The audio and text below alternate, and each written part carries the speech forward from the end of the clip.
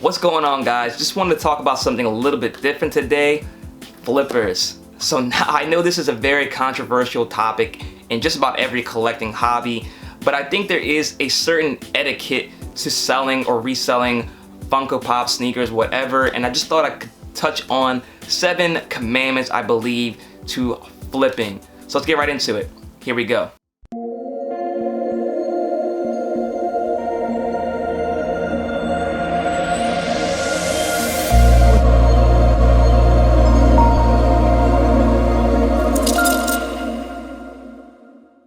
Alright guys, before we get into this video, please smash that like button. This is a very controversial topic and I do believe it's going to be a lot of dislikes, so definitely give the thumbs up. This video did take a little bit longer to put together and thought it'd be interesting to do. And if you're not already subscribed to my YouTube channel, hit the subscribe button down below as well so you're updated to my most recent content, and hit the bell notification so you're alerted as soon as I post a new video. So like I said, it's a little bit of a controversial topic. I know not everyone's going to agree with every single one of these commandments. A lot of people are going to feel like flipping should be outlawed completely, but I do believe that flipping does keep collecting hobbies going. If you had nobody flipping, everything would just be retail forever, and I don't know if that necessarily makes collecting as fun. Things having value definitely makes things more interesting to me. So while that being said, I think there's definitely rules that you should follow if you're going to partake in reselling anything. So the rule number 1 is if something is dropping, don't bring the whole fam. I can't stress enough how many times I've gone to line up for sneakers mainly, but also sometimes Funko Pops, and everybody's bringing their whole family with them. Now, I don't mean if you're just going with your girl, your husband, your wife, you know, your kid. When it's one person that you're bringing, I can understand that, 'cause some people in sneakers like to buy one to rock, one to stock, and even if you're just buying one to flip to get your money back for the pair you want to keep or the Funko Pop you want to keep, I definitely get that. But when people start bringing the grandmom, the cousin, their stepfather, their friend they haven't seen in a long time, that's when it gets a little bit excessive, and then people behind you are missing out because you just want to be greedy. So that's rule number 1 to me, is don't bring the whole fam.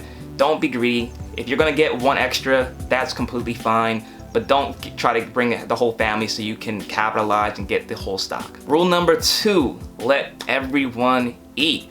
So with the San Diego Comic-Con, I know a lot of people were complaining about certain companies like Hot Topic. I think Box Lunch did as well, where they're letting people get 5 of each item individually, which I think is really excessive as far as a store policy. But nonetheless, if you're a line and there's a long line behind you, there's no reason to get 5 of each one to flip when you're letting people behind you miss out. Now, I know a lot of things that are dropping for San Diego Comic-Con specifically are very limited, and you want to try to get your money on them.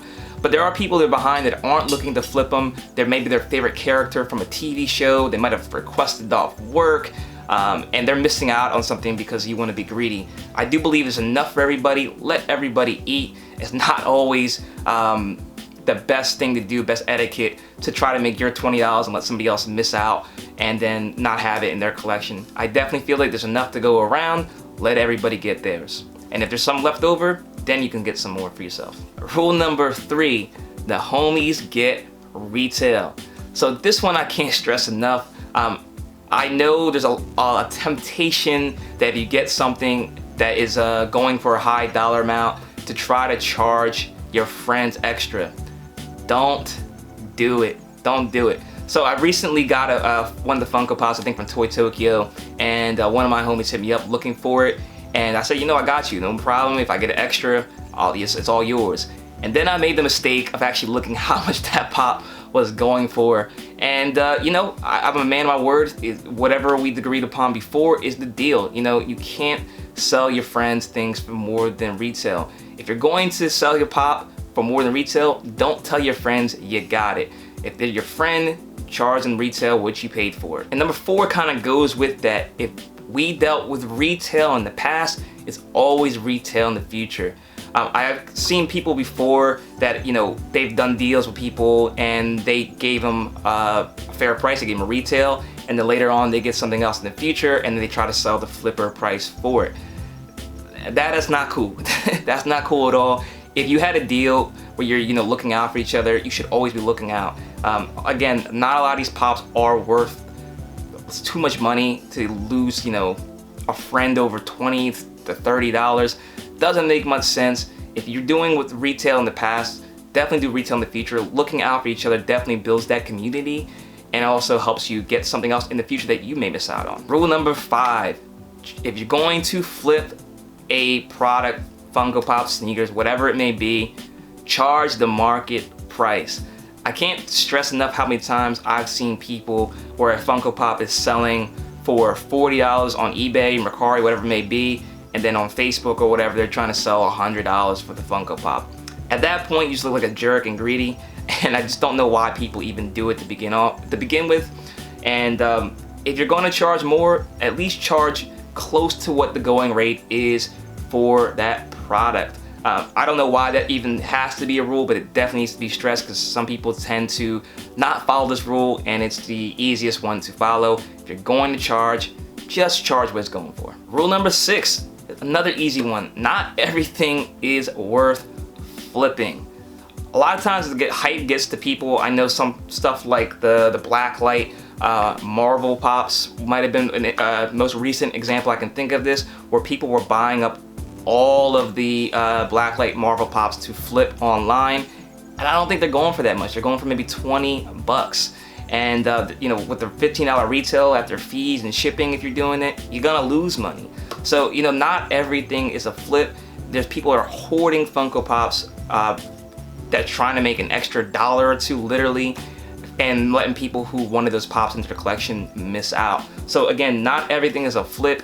There's certain things that are really limited, like maybe the San Diego Comic-Con, like Black Lightning, or things of that nature that are very, very limited, that are worth, you know, if you can get your hands on more than one, by all means, you know, if you're gonna do that, go ahead and do that. But trying to make $2, $3, $5 and stuff is not worth it to hoard it away from the actual collectors. And rule number 7, and probably the most important one to me, is if you're going to break these 6 rules before this, do so anonymously. I think a lot of times what people have an issue with is when people are missing out on products or Funko Pops, and then they see it online where somebody has a stack of them and they're bragging about that they got them.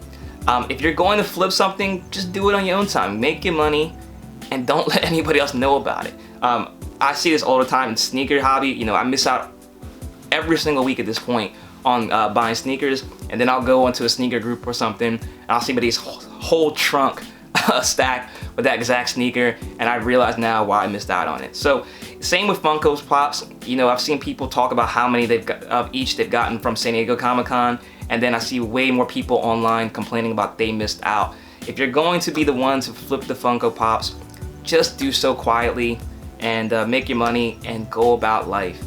But again, I know it's gonna be a controversial topic. Not everybody's going to agree with all these things. Let me know what you think down in the comment section below. If flipping should be outlawed in general, if you agree with these rules, and if there's any rules you think that you should add to this list. Again, I thought this would be a fun thing to do just because San Diego Comic-Con was just so recent, and a lot of people are talking about flipping again. So just wanted to share my 2 cents of what I thought. Again, I think flipping is part of collecting because it drives the hype and drives the value of the things that you were fortunate enough to get into your collection. So I think it's here to stay. There's no way it's ever going to go away, but I think there's definitely rules to follow if people are going to do so. Thanks so much for watching, guys. Hit that like button, hit the subscribe button, follow me on Instagram at ThePopSavage, and thanks so much for watching. Until next time, I'll see you later.